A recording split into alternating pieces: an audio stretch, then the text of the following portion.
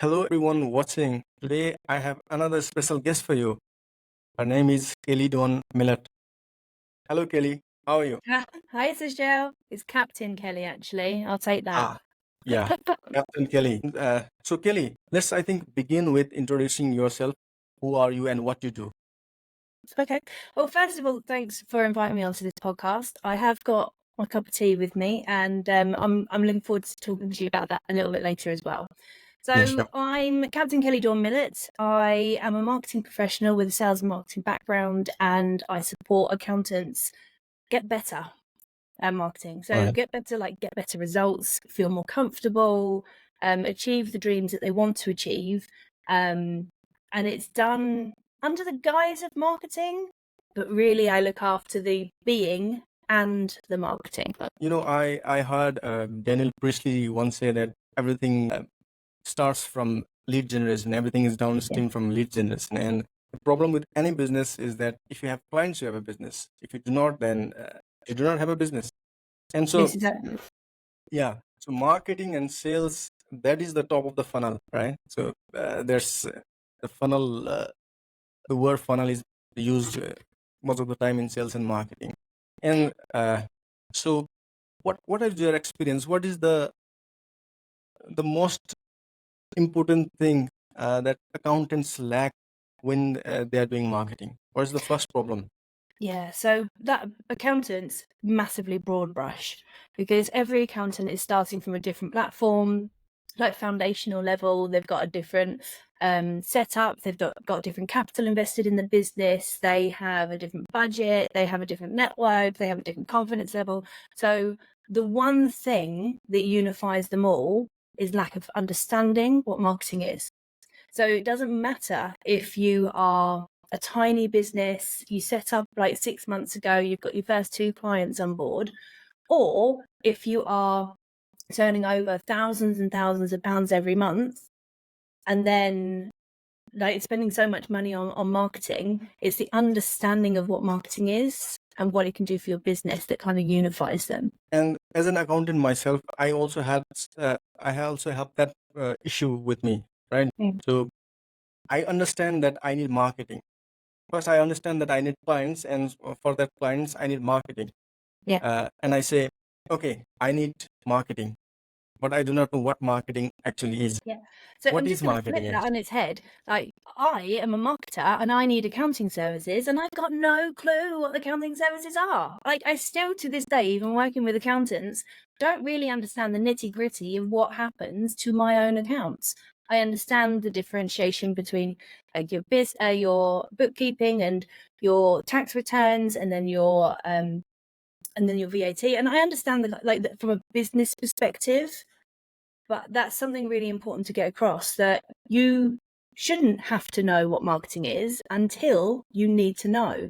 So people come into the accounting space and they become business owners, and then they assume, because everyone else assumes, that they should know what marketing is and how to market your business. It's not a skill set that you necessarily have naturally or necessarily taught. I don't think they teach it in your accounting examinations. So it's a good thing to know. Right. We're both on the same spectrum. I also love it that you refer it back to the accounting. So if you're a business and if you need accounting, then you go to accounting services, whoever is providing services, right? So if you want marketing to be done, maybe you should also seek out those who are doing marketing, those who can help you do marketing. I mean, it makes sense, right? Right. Yeah, it makes sense. But also maybe we do not need to get into the nitty-gritty, but maybe we just need to at least have a general idea what marketing is. And maybe we need to have, maybe marketing also has a lot of fringes and a lot of parts. And I think at least on the high level, if you understand marketing, maybe that can help, and that can help us also get right kind of help, right? Yeah. I'm definitely not saying don't search out marketing knowledge. I think that every business owner needs the fundamentals of marketing in place, fundamentals of sales, fundamentals of every element of their business, every element. But what I'm saying is that it doesn't come naturally. It's not something that you should be afraid of saying, I don't know how to do this, because well, and I'll get into the kind of marketing, what it is in a second, but you are given a set of tools. You are given a set of natural tools. You are given a set of knowledgeable tools that you grow over time. And I see a lot of the time that accountants go into business, plow forward with their accounting, get so good at it that they get referrals, but then they are too afraid to say, hold on a minute, this business is moving in a direction that I don't necessarily want it to move. I have clients that I really don't enjoy working with. I'm not as profitable as I wanted to be. And they are afraid at that point, because they are such an expert in what they do, to say, I don't actually know about marketing. And I think it's really important that we get this through to people, that it's okay not to have skills and to go find someone that does. So with marketing, people often confuse it with advertising. Like you said about Daniel Priestley and lead generation being like the fundamental thing in your business. That's true. But marketing is so much more than just lead generation or advertising. Marketing is about your brand development, your story, how your team communicate your brand message. It's about where you place your messages and what messages that you are talking about. So it doesn't matter whether you have themed content or seasons, or if you talk about like high level advice, or if you go after bookkeeping clients. Like, it's about organizing the structure of your message and your stories in your business so they are communicated and then attract the people that you want to attract. That's marketing. Marketing is a story, right? So it's the story of who you are as a business, who you are as a business, who do you serve, how do you do it, and everything. Everything. Story, So there your are 7 culture, your P's. people, everything. Yeah, I'm going to absolutely butcher this. I did a post on it earlier. So product, price, placement, people, physical evidence. And the other 2 are gone. So I'm not going to push myself. But there are 7 P's of marketing, and they kind of touch all these different elements of your business. And it's not business strategy, it's marketing strategy that aligns with your business strategy. And there is such a grey area in that. People think that marketers shouldn't get involved in pricing. Well, I think that's absolute rubbish. We have to get involved in pricing, because we need to understand that the pricing is what you're delivering, and the value matches up with your pricing, because then you can start to create compelling evidence and stories to attract the clients that you want. So if you're not involving your marketers in the pricing element, your results, if you're not telling them exactly what's going on, and you're just going, find me leads, well, you're not taking control. You're not being what I would call the captain of your ship. You're just outsourcing lead generation, and they could be anything. You don't know. I had this interesting conversation earlier with Peter Compo, who has written a book on strategy, and he also was talking about strategy not just being one strategy, but a nested framework, right? So you have a general strategy for your business, but then you have your marketing strategy, which aligns with the general strategy of your business. So I think that goes to your point of what you were saying earlier, that marketing should also get involved in business strategy, and it should be a united whole there. Yeah, that your marketers should have a voice in that. And if you are the only person, you must remember that your marketing strategy isn't a business strategy, and your business strategy isn't just a marketing strategy. They have to work in unison. So I would never call myself a business consultant. I've been trained in business. I understand business, but I am not an accountant business consultant, because I don't know enough about the running of a practice. I don't really know enough about the technologies that you use. I don't know enough about the growth or the human resources side. I'm not a business consultant when it comes to accountants. I'm a marketing consultant. But I really want to get involved with the top level strategy to make sure that your marketing is aligned. People miss that all the time. Right. So not everyone knows everything. Whatever you are trained about, you can do that. So I had this interesting conversation about a friend who is also a chartered accountant, and he just said that we know all the numbers, we know where money is coming from, where it goes, we know how to finance everything. I think he was talking about a client, and I think I can do a better job than him. So he was saying that, and we had a very big laugh, and we talked about that. Just because we know the numbers, we do not know the overall business, right? Because running a business, and if you are very small or if you are just starting out, then it is the most difficult thing you can do.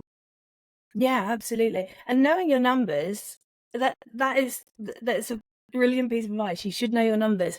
I have dyscalculia. I struggle retaining numbers in my head. So if somebody says, "What's your profit?" I'm like, "Oh, I don't know. I know where to Right. get it, Mhm. but if you put me on the spot, I wouldn't know. I can't retain numbers like that. I couldn't retell them." But knowing your Right. numbers is only half of the story. So what I can do, and what other people like, not unique in this, but what I can do is I can look at the numbers and I can tell the story of that number. And I can see, Right. okay, well, if your profit's coming from this client base, and by the way, a lot of accountants don't really understand what client base their profit's coming from, because it's just a melting pot of people, not actual strategic focuses. If I say, look, a lot of your profit's coming from this client base, you've got some really good stories in here, the clients are like excellent, they pay on time, they appreciate you, you've got good reviews, and you can see the story of that profit. It's not just about the number, it's about what that number tells you, and then investigating what it really means. And so adding to this, I also wanted to know whether, because you talked about what share of business a certain client or certain customer base is bringing in. If we are just starting out, so is it also a good idea to first target a customer base, niching down? They say, how good is niching down in your experience for Yeah. accountants? Niching sends the fear of God into most accountants. It's a horrible word for so many of them. So I work with strategic focus. That's the way that I prefer to discuss niching. Niching is about identifying an audience and then talking to that one audience. But even if you niche down, for example, I niche into accountants, even when you niche, there are still segments within that niche. And even that, you have to choose a strategic focus. So it would be silly of me to say the same message to people who are just starting out, who haven't got any budget, who are really nervous, suffer from imposter syndrome. The route for them is different advice to a company who are established, multi-partner, turning over a lot of money, spending. I mean, there was a chap the other day I spoke to spending £3,000 a month on adverts and getting nothing. Like, their advice is different, so the message is different. So when you consider niching, it's not just about, oh, I've chosen an industry, yay me. It's about identifying the customer segments within that niche. Your niche could be very broad. It could be we serve the service industry, and within the service industry, we've got different types of clients. We've got different turnover and revenue brackets that we serve. It could be technology based niching. So you could say that I'm exclusively Xero, and if you don't use Xero, then we're not going to work with you. That's okay too. I mean, it doesn't necessarily work as well these days, but like a couple of years ago, that was huge. Like, to be the Xero only accountant. So when it comes to niching, you have to really think about who you want to work with, if they're going to be profitable, and if you can, and I use the word infiltrate because that's how I feel like I've done in this industry. If you can infiltrate that industry, so you might be serving like marketing consultants. There's those marketing consultants. So you need to go to marketing conferences. You need to get in with the marketing crowd. You need to join groups that serve marketing communities. That's niching. That's all it means. Right. But when you are looking to niche, right? So you talk about whether that niche will provide a certain profitability. But when we also are talking about niching down, should we also take into account our own interests? Maybe Yeah. we have a different interest in a different industry. And, should that be determining factor on trying to niche down? Yeah, I mean, it can do. It's not actually necessary. It's not necessary. It's Right. only necessary if you want to do marketing that is personal brand related. If you have a personal brand and you don't have an active interest in the community that you're trying to serve, you'll come across as disingenuous. You will struggle to find content that is relatable. You won't enjoy it. Like, you won't see the possibilities and the opportunities that are created from your content. It would just be misaligned. So Mhm.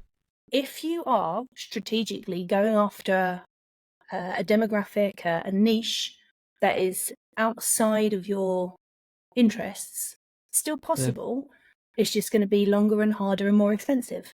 But if you have Right. a company, say for example that you are an established accountant, you have experience in various different industries, might be IT, might be I'm trying to think of different industries now, engineering, it might be something else, and you want to break into another market. For example, if you wanted to break into recruitment companies, that's perfectly acceptable, but you're going to have to do it with things like ads, content. It's a longer, harder slog than if you were building a personal brand that has a very emotional connection. So what do you prefer, building a personal brand or doing the other way? So, I tell you what, I would tell you my parenting method, and this might explain a lot. So my children are now 19 and 21. They're grown up, and they're doing all right.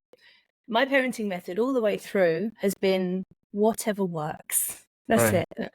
Like, there isn't a right or wrong. There isn't a, like, do it this way and your children are going to be doctors. You know, there Right. is whatever works at that time works. Right. So Right. if you are somebody who wants to build a personal brand, or if you don't have budget, and this is really important, if you don't have budget, your personal brand is an amazing asset that you can create entirely for free. Like, your Right. time and your energy can go into your personal brand for free, and you can build your client base that way. If you really don't want to be like the head of this company, or not the head of the company, but if you don't want to be as visible and you have the budget, then actually, and you've got the time, like, to see and to grow the foundation.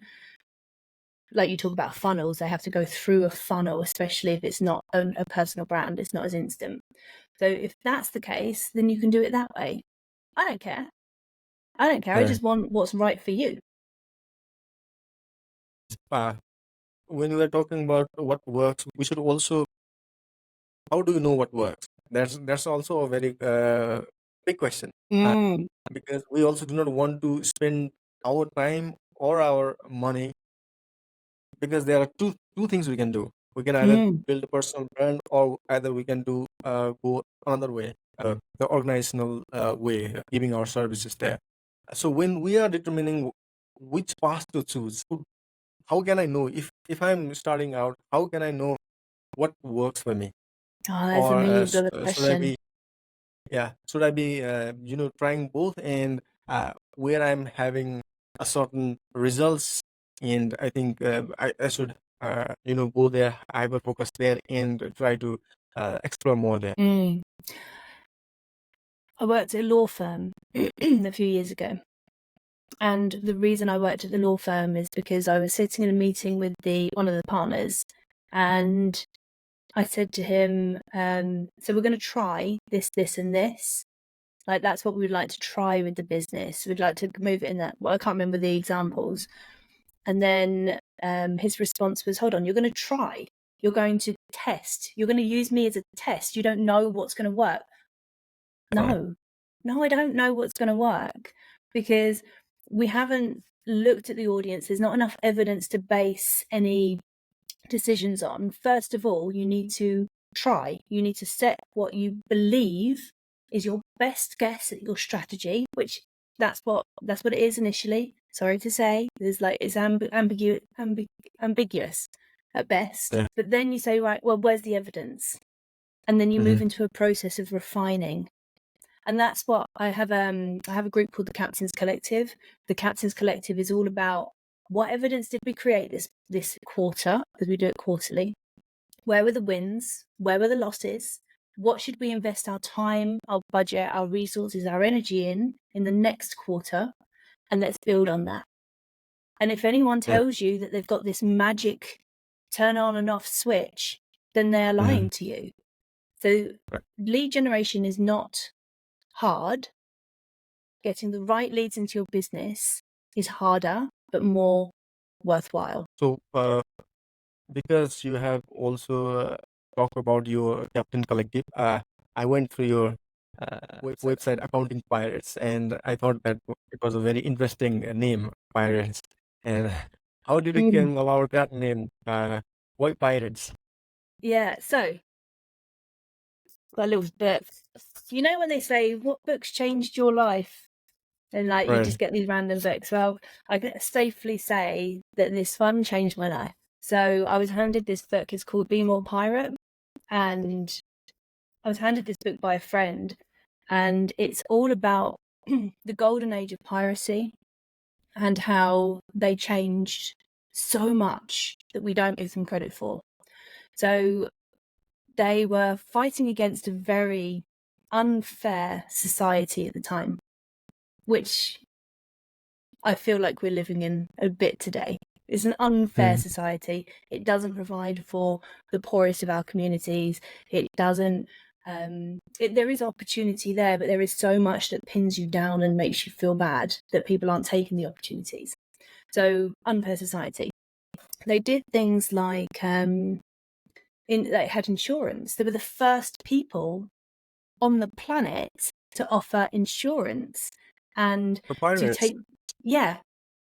Well, So they would make sure that their crew were looked after in case of accidents. I mean, it's a dangerous job being a pirate, but they were rewarded for that because they would put their life on the line, and if they had an arm chopped off, then they would get some form of payout, which would then see them and their families through whatever was coming up next. They would also have a diverse workforce.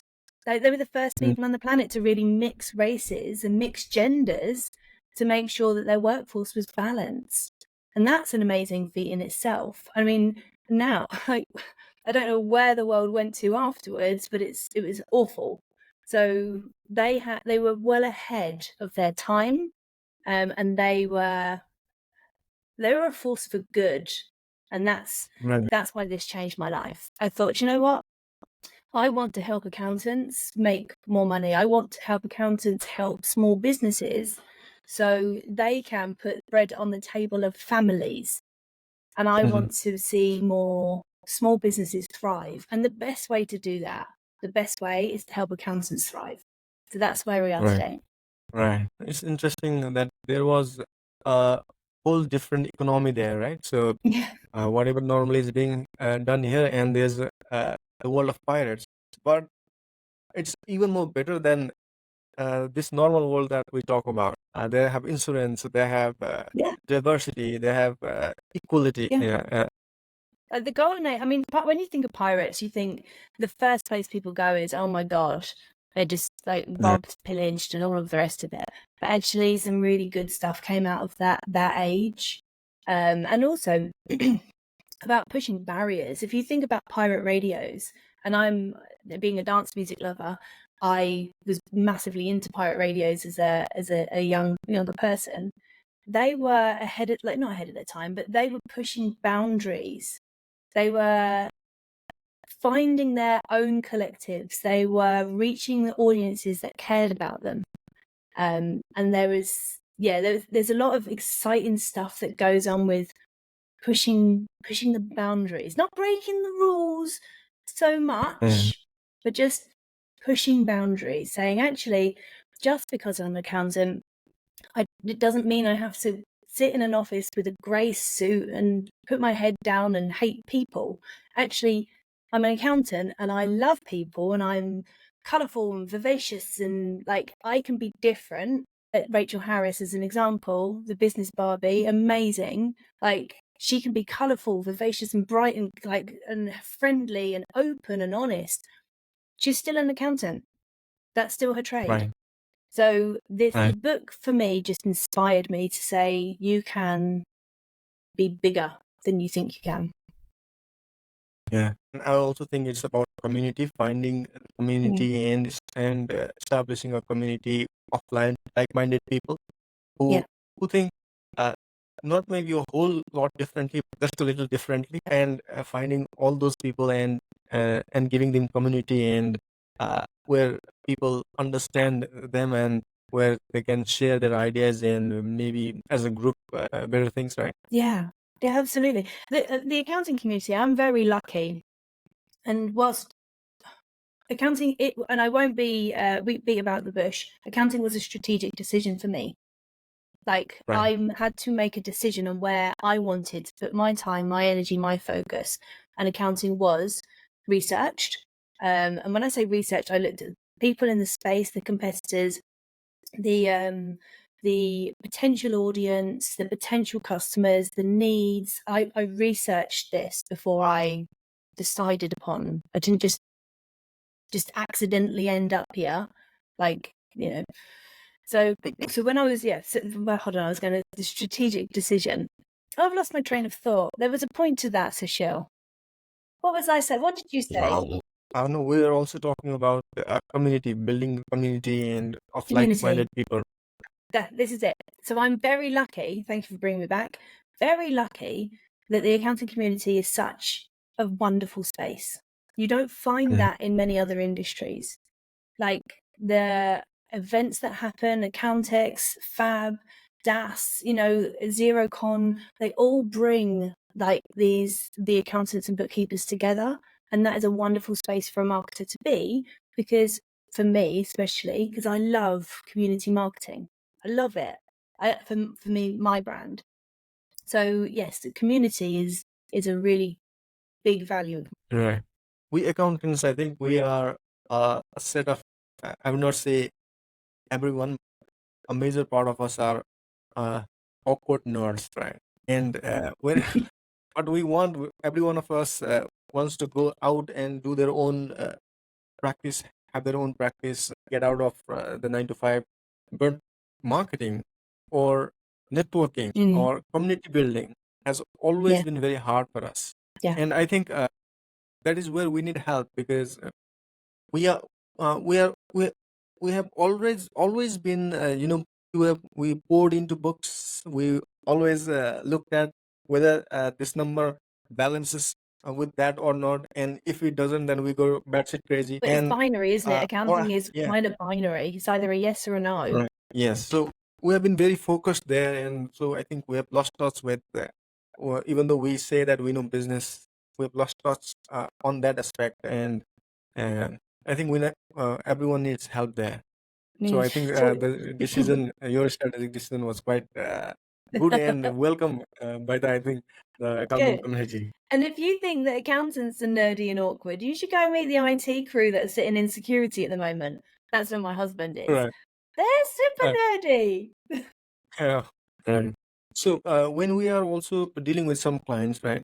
When we are talking about increasing our client base, what there's a certain very big hesitation with us that we have a client base and we know they can help us bring in more, but there's a hesitation to even go and ask for a reference. Can you provide me a referral, right? So how do you suggest that we can at least do a better job at that? Yeah, this is a great question, and it's often a missing piece of the marketing puzzle. So as I started with earlier, people think marketing is lead generation or advertising, but actually it goes through an entire cycle of their business, of your client's life with you. Right. So it starts with, and we'll go back to funnels, it starts with they don't know you at all. So you need to understand how to get in front of a new audience. Then it goes to they know you, but they don't know why they should buy from you. So you need to educate them on why they should buy from you.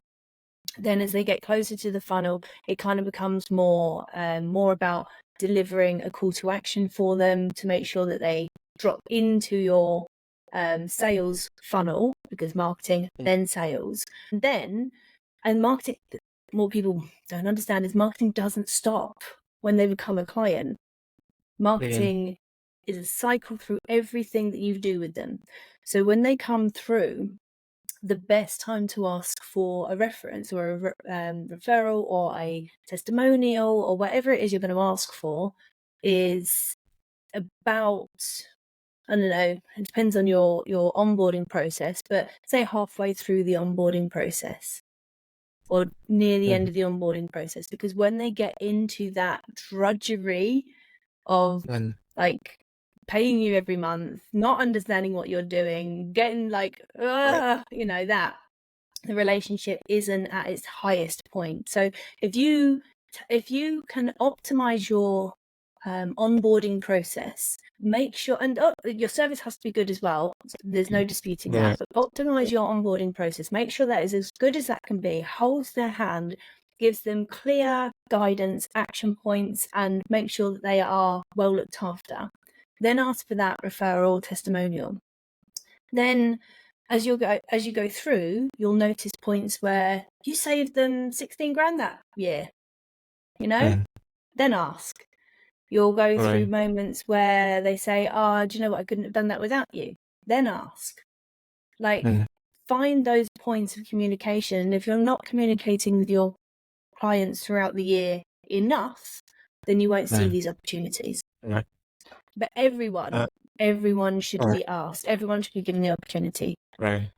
You will not receive if you do not ask, right?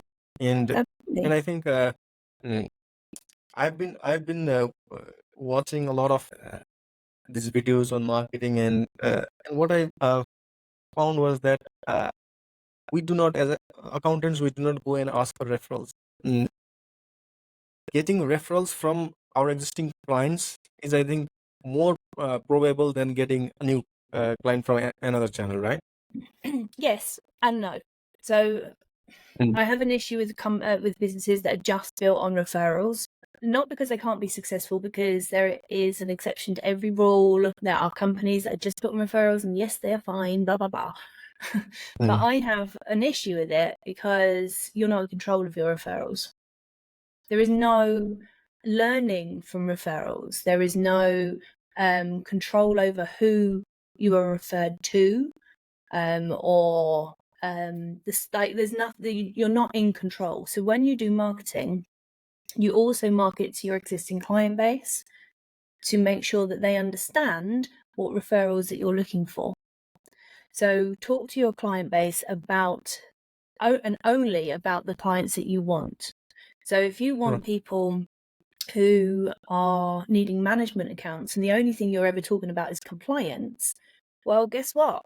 You're going to get a load of compliance referrals that you don't want. And you're going to be so heavily overwhelmed in January that you're going to be like, I don't like this. I don't like my business. It's too stressful. Whereas actually, if you start talking about management accounts in all of your communications, you'll get the management account clients coming to you through referrals, like your marketing, partnerships. It will change the emphasis. And that's you being in control. That's you being the captain. It's about you telling people what it is you want and helping them give that to you. Not just like random, like one day I've got a gas engineer, the next day I've got a company that's turning over £250,000 and I don't know what to do with it. And then I've got an e-commerce client over here and I've got, it's too much. Take control. So you talked about referral not being, we do not have control on that side, right? So when we talk about other side of marketing or other channels, is it possible to get, monthly or quarterly or whatever, a set of clients or a target set, right? Like putting on a tab, like you have a stream of client, and you have a certainty, at least more certainty than not, that you'll be receiving those kind of new clients. Yeah, you absolutely can get to that stage. Different strategies will get you there. So I know accountants who are winning They're simply, there's no other expression for it. They are winning on LinkedIn. They get the vast majority of their clients through LinkedIn, and they know if they post a video about what they've eaten that day, they are going to get clients from it because they have done a lot of work building that network and community, authority, credibility in that space. So they can afford to post about what they ate for dinner. That's okay. Yeah. There are other channels like SEO, for example, and advertising.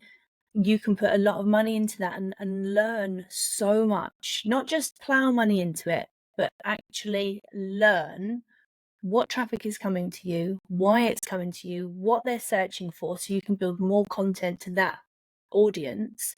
And then that becomes more like turning on an offer tap. But that doesn't happen overnight. Now with the infiltration of AI, and everyone has a generic content, and it's very easy to write content if you want to. Just ask ChatGPT and it will write one for you. It's true. And so if everyone does that, right, it's easy, it's almost free. And if everyone does that, how easy is it for a firm to get noticed by its target client base? Because the market is flooded, too much choices there, and what do you do to stand out? Yeah, so the market isn't flooded, especially when it comes to marketing. There are not in the UK. So in the UK, there are 94,000 registered accountants. Most of them for doing referral marketing with small group networking, or they're not properly marketing their company. So yes, there are a lot of accountants out there. Marketing wise, there is not that much competition. But to get noticed, and especially I think what you were saying with writing content, if you just write with AI and it's just bland content, it's just normal content, not talking to a particular audience, talking about I don't know, cash flow or whatever it is, no one cares. So don't do that. But that doesn't mean that AI can't be used to write your articles. It just needs clearer instructions on what content you're trying to create. So when you use things like ChatGPT, and I'm not an expert, so if you want to do that, please find someone that's skilled in that. But it all comes down to your instruction. So who you're trying to target, why this information is important to them, what points do you want to get across to them. If you can fill that with as much information as possible, the writing element, the story element, that will be taken care of for you. So in that context, AI can really help you. But if you go in and say, can you write me an article on cash flow? Who knows when that's going to come up with? So use it as a tool.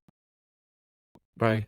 You can use it, but you'll have to have a better understanding of who you want to say it to, what you want to say, what results do you want. Everything, you need to have the proper understanding of that before using a generic type of content. It comes down to being the captain. This is why I've got to be the captain everywhere, because it comes down to you taking control. You telling people what you want, not you just going, write something, refer someone. I would really like to work with these businesses, and this is why they're going to find value from me. And this is an example of how we've helped these type of businesses in the past. That information should go into everything that you do, everything. Right. And being a captain of your ship, how do you get there? What is the mindset, or what's the steps to being a captain? I think I'm the first, maybe, don't know, because you don't know what goes on behind closed doors, but I think I'm the first accounting mentor to have included energy clearing and the word's gone from my mind again. What is the word? Meditation. So I do energy clearing and meditation, because the first step to becoming a captain is recognizing what you want and what is standing in your way. And this is where I go back to, we do things kind of differently. We work under the guise of marketing. I've got a lot of marketing knowledge. I've got a lot of sales knowledge. I understand the processes. I understand the applications. I understand like content. I get like, that's what I'm trained in. But the thing that I do differently is help people use that information. I don't just teach that information. So if you go back and look Right. at your goals, really align yourself with your goals, number one, then work out why you're not achieving what you want to achieve. So then you've got a kind of action plan of what you can do about it. Imposter syndrome Right. comes up all of the time. So what can you actually do about imposter syndrome? Well, for accountants, it's actually quite an easy solution. Don't tell them. Accountants, you just have to look at the evidence around you.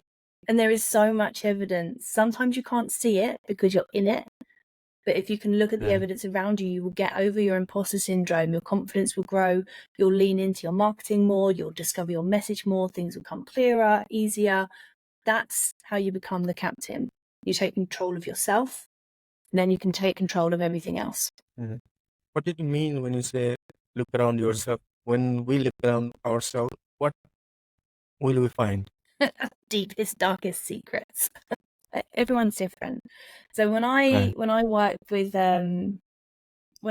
people through the Rock the Vote program, we start with an audit, and it surprises most people that at the end of the audit, it's all about your mindset. Like, we'll go through your messaging, we'll understand the platforms, we'll do like all the marketing stuff, but actually it's about, do you feel comfortable being on camera? You know, do you hide away when you're like commenting on posts? Do you show yourself and your personality? Are you afraid of what people might say about you? You know, when we look at where the blocks are, not just like, you've got all of the knowledge for marketing, go do marketing, because it's not gonna work for everybody. For all the questions that you just said, I think every question will be yes, yes, yes.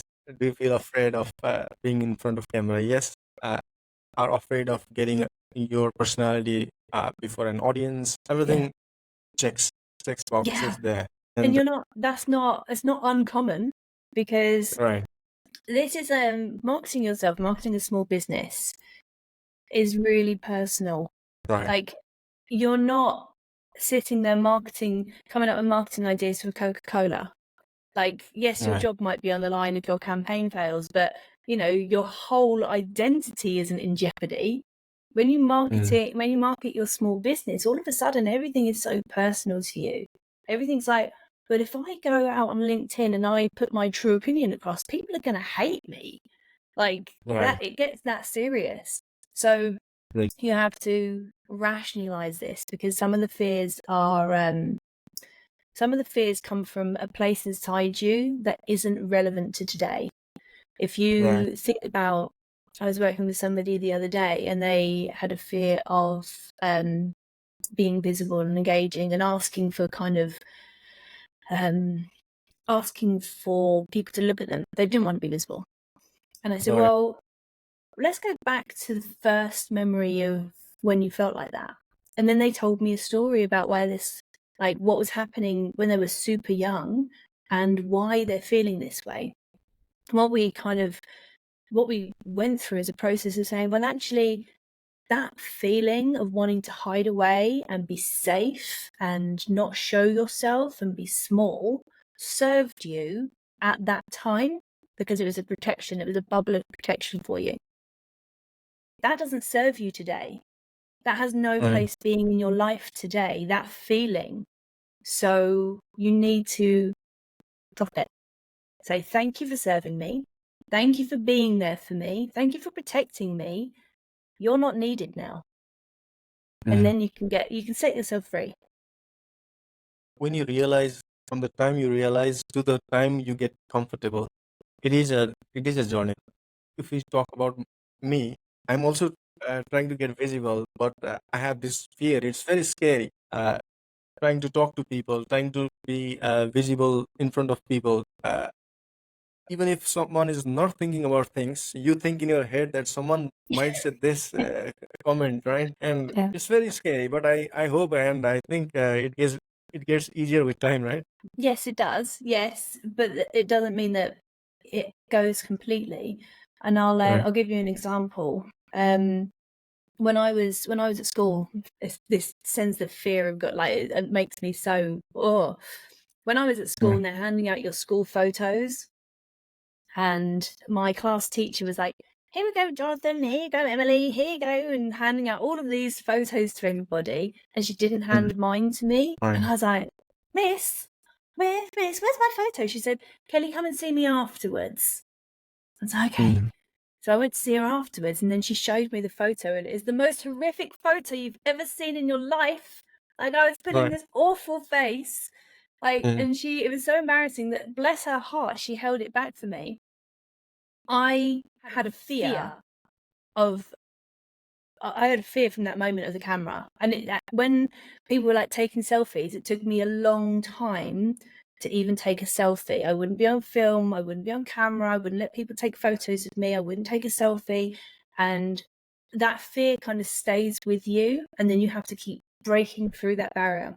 So even being on this, for me, like Yeah. this is a bigger deal than it might be for somebody who's never had an experience like that in their life, You're you right. know? But you just keep Right. on pushing that boundary, breaking Mm. through, pushing the next boundary, breaking through. It's not a one and done situation. Right. And you'll get there. I think you'll improve. I'm hoping. I think right. Yeah. Because when I started this podcast, also I felt horrific about myself. What did I think of myself? Who did I think I was that I was going to invite guests and talk to them Yeah. about How things? dare you want to speak to people, Sushil? Like, how Right. dare Right. you? Well above your station. It's not. We're all people. Mm. We're all people just Right. speaking to people. So yeah, let's get over this. Let's work on ourselves, and then we will do much more with it. Right. And I also think when I look back to my own childhood, in my class, I had friends, and when we were being taught, I could get things easily. It was very easy for me. But for some other people, I couldn't know why they didn't get it. It's so simple. Yeah. So everyone has their set of skills, and I also saw some people get improved over time.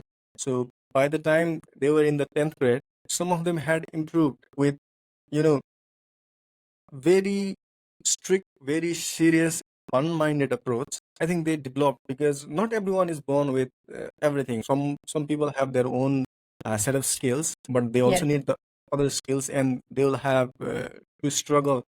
Everyone has their own struggle, right? And we Yeah. have to go through that.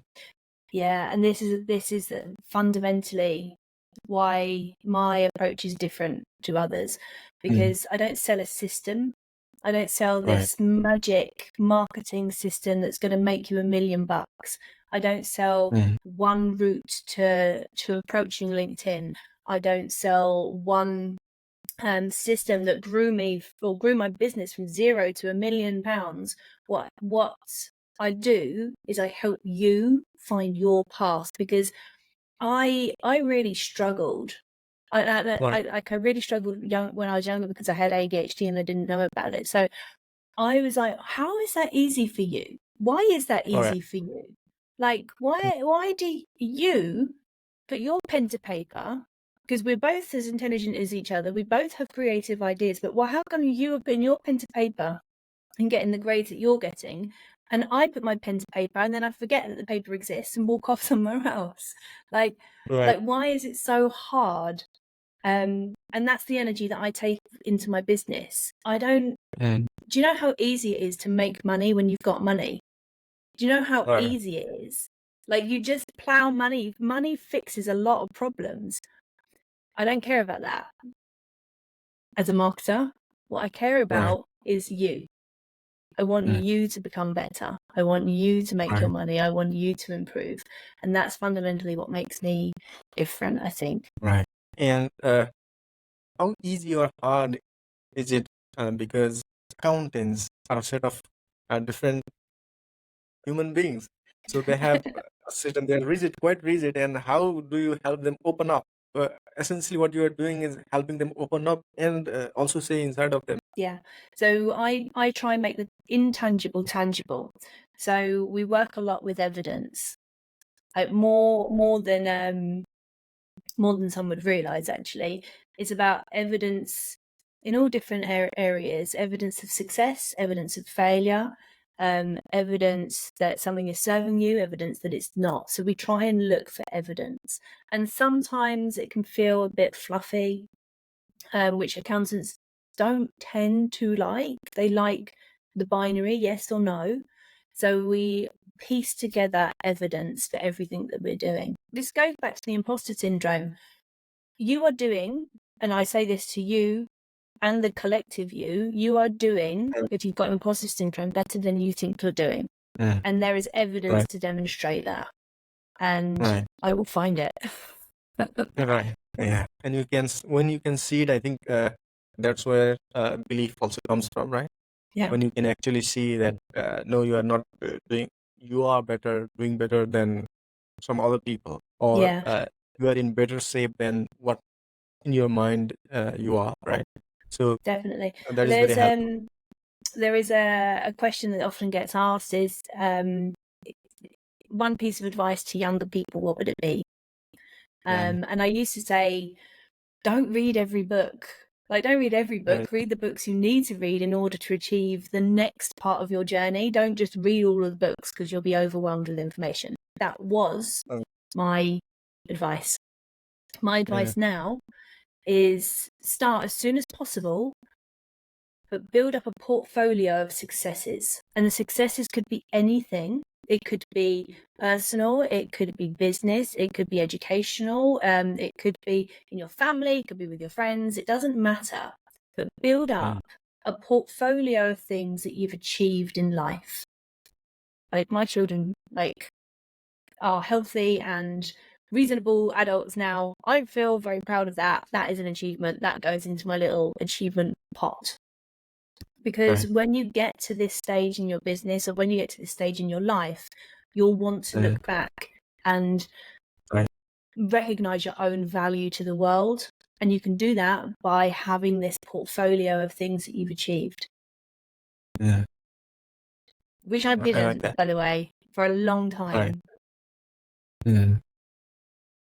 So the realization came only after, isn't it? Yeah. So I think that is what experience is. When you get experience and then you help with your experience, you help others who are just starting on their journey and need help. And I think that's where experience and your own trauma or whatever you have gone through in your life can be a source of inspiration or help someone else. Yeah, but imagine if you go through trauma and it doesn't inspire you to do something better. It's all right. That's a weird concept to me. Like everything you've gone through in life, and I talk about this openly as well. I was homeless at 16 because I ran away from home. I was not from a bad family. My mum is very nice. I had a pony. Like, it wasn't an awful situation, but I felt displaced and I ran away from home, and I was homeless for about a year. Got myself in all kinds of scrapes. That shapes you. It hurts tremendously when you're going through it.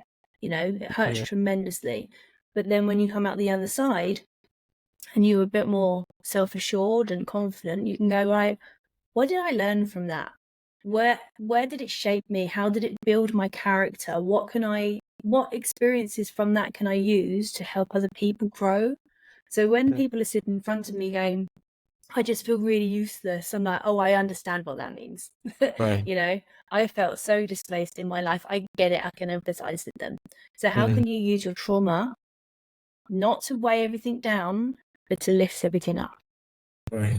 I think that also becomes part of your story that you tell about your own business or when you are building a personal brand. I think sometimes when you look at people who have achieved and who are visible in front of masses, that everyone's confident that they hadn't had any trouble and they are smart, confident, and but your own your traumas also help you connect with others and build your personal brand.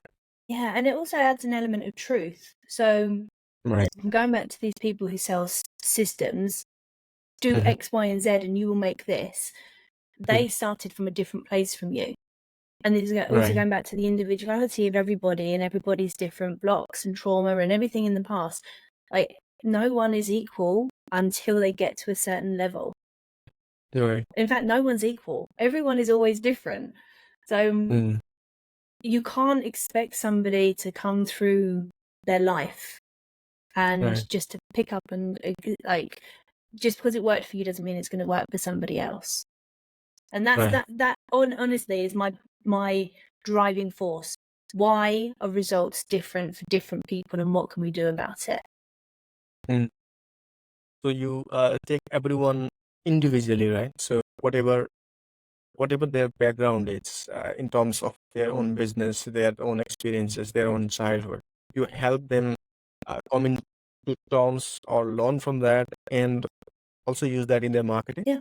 Yeah, and not in a way like I don't want to be known as the homeless like marketing or accountant mentor. I don't want to be known as Right. that. But it is an important part of my story. It is something that shapes me, and it is an experience that I can use to help explain other concepts. So Right. don't just come in and go, oh, woe is me. You know, I had this trauma when I was younger. Isn't it awful? Like, cry for me, please. Don't do that. But Right. use that experience and say, this is how I got over it. Or Right. this is why I'm so driven to help these people. Or this, that's the root story or core story that you need to get across. Right. So you do not want sympathy, or you do not want someone to cry for you, but also or to look at reasons why you are doing things, right? So Yeah. when you're talking about like your own experience, that experience has shaped whom and how you are helping others. So Yeah. you want to get to the results and the why, and Yeah. why are you doing this, rather than you should focus that on me, the problem to me, and you should feel sorry for me. Yeah, absolutely. It comes. You've heard of Simon Sinek's why talk. Yeah. So Simon Sinek Start with goes why. into the center of your why, and the why is why you get up every day to help. Like, and what inspires you every day. That's your why. And it's not necessarily your children. It's not necessarily your the house that you want to buy. The why is the very epicenter of your being, which is based upon every interaction you've had with the world. That's your why. So for me, it's about I have a deep sense of abandonment in my being, and I don't want people to feel abandoned. Like, I Right. don't want that. And it's not that, once again, family, love them, friends with them now, like the good family. But I had a sense of abandonment when I was younger. And that's Right. why I ran away. That's why I felt displaced. And that feeling of abandonment is why I don't want anyone else to go through that. Which is why I look at everyone as an individual, which is why I go deeper into their mindset and their psyche than a normal marketer would go, is because I care so deeply for an individual and their sense of purpose and abandonment. That's my Right. why. Everything else is a vehicle to get me there, right? Nice. Okay. A bit deep for I this think podcast. now so we had a very very deep conversation. I think now it's time to move away from that. Also, so before we go, what I wanted to ask you is that I think I want our viewers have some actionable tips. So they have watched this whole episode, but they also want to, when they finish watching this and close their computers, what is the one thing you suggest, or one thing that they should do and that will help them in their own marketing efforts? Yeah. Okay. So tip number 1 is look at what you want to achieve at a personal level, because your business does not matter without a Right. personal goal. So look at what you want to achieve on a personal level, and then, like with business strategy, work out what your marketing needs to achieve in order to get you there. My moment is walking out of my chalet that I bought, which I haven't yet. It's in my dreams. Walking out the chalet with my husband and my snowboard, and we're going to bike announcing for the first time as owners of this property. That's my goal. That's my vision. So everything in my business is geared towards making that happen. So what's your personal goal? That's tip number one. Tip number two is don't think that you have to do things the same way as everybody else. Like if you are creating content that other people haven't yet created, that's probably a good thing. Like it's okay. Don't think that just because you're being different, like it's a bad thing. It's probably the thing that's gonna get you noticed. So don't worry about everybody else. Do your thing. Love it. I love the whole conversation that we have had till now. And now, before we go, if someone or the accountants seeking help want to get connected to you, where can they find you, and what's the best way to contact you? Yeah. So I spend a ridiculous amount of time on LinkedIn. Ridiculous. Okay. So if you find me, I'm at Kelli Doorne. You'll find me Captain Kelli. Like you'll find me. I've got quite a unique name on there. But come and say hello. And the other thing is, if you wouldn't mind, come and have a listen to the podcast. So we've got a podcast called Accountants Are Sexy, and that just dips into other elements that people don't talk about. So I'm very keen on talking about subjects that affect people, not just accounting people. So we've got things like menopause, men's mental health, that kind of stuff that's also on the podcast. So come and have a listen. Perfect. Great. It was very great listening to you, having this conversation. I hope that in the future also we can continue this conversation again. So thank you, Kelli, very much. Until next time. That's been Bye-bye. great. Thanks for having me.